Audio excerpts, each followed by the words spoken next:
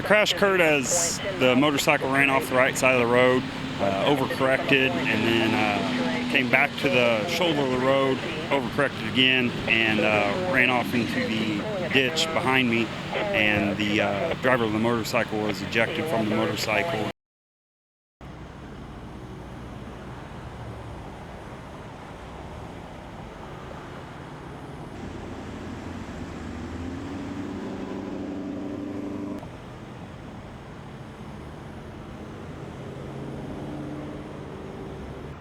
My first interview.